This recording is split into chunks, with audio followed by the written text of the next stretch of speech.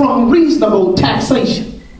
Okay, some people got to realize this. There are some so-called Christian folk, and there are genuinely Christian folk that are genuinely Bible-believing people, that they believe that it's okay from a Christian standpoint for you to not pay your taxes. Well, that's not so. That's not so. That we are ordered to submit to the authorities, but we are ordered to pay reasonable taxation. Yeah, if you know anything about United States Constitution, you know that there's such a thing as taxation without representation. What that means is that is actually illegal. It is illegal to tax people for something that they're not using. All right. Okay, but they still find a way to do it. If you look at your personal property tax bill, if you look at your real estate tax bill, they're still charging us for stuff that we are not using. Okay. So they still find a way to do it.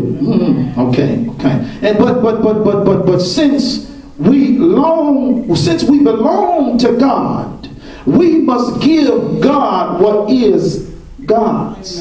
God makes a requirement of time, of talent, and of money. Amen. Now, Jesus introduced a principle of divine stewardship which stunned the folk. He said, pay Caesar what is Caesar's, but pay God what is God's. Okay, so what Jesus was doing is that, number one, he was not excusing us from paying our taxes. Number two, he was not saying that we should overly pay our taxes. Number three, we should give God what belongs to him. All right. Okay, now this stunned the folk. It stunned them. They couldn't do nothing but walk away. And so Jesus introduced this concept of divine stewardship. Divine stewardship is an understanding, really, that we don't own anything.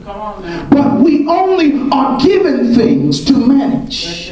That means our body really is not ours to do what we want with it. Our body is given to us to manage. That means we can't eat everything we want. We can't do everything we want. We can't go everywhere we want. We can't drink everything we want. We can't smoke everything we want. We can't subject our bodies to everything we want, because there's going to be an account for what we have done in the body. All right, that's good. What that also means, every piece of material resources that we have in our lives, God saw fit for us to get it. Okay. So Jesus was not saying secular things belong to the king, the president, the governor, the prime minister, the commissioner, the CEO. Jesus was not saying that worldly things belong to the king, but he was saying everything belongs to God. So you must give Caesar that little bit that Caesar requires, and you must give God what God requires. Now, I got to go back to something we talked about months ago, over a year ago. We was over in the other spot, 2 spots ago, when we was over in the other place. And y'all remember when we preached about the origin of when the folk demanded a king?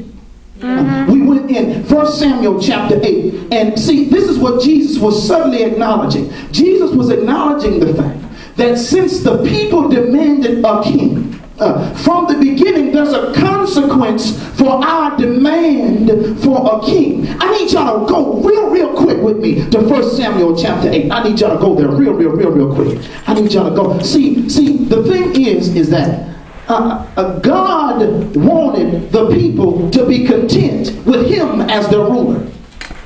Okay, so what happened is, you can read the rest of the story. I'm just going to read the conclusion of the matter in 1 Samuel chapter 8. But see, the thing is that what happened is the people went to the prophet Samuel. The Israelites went to the prophet Samuel and they demanded a king. Okay, that's in 1 Samuel 8 verses 10 through 18. The people went to the king. The people went to the prophet Samuel and demanded the king. Because why? They wanted to be like everybody else.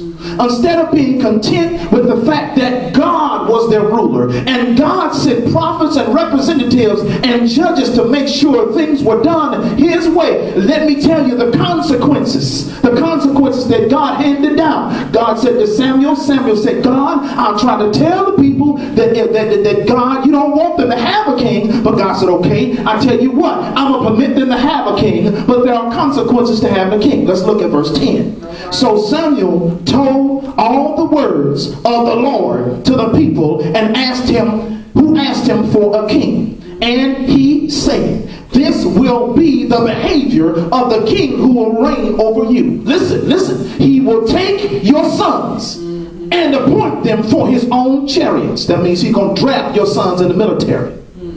Are y'all listening? Okay.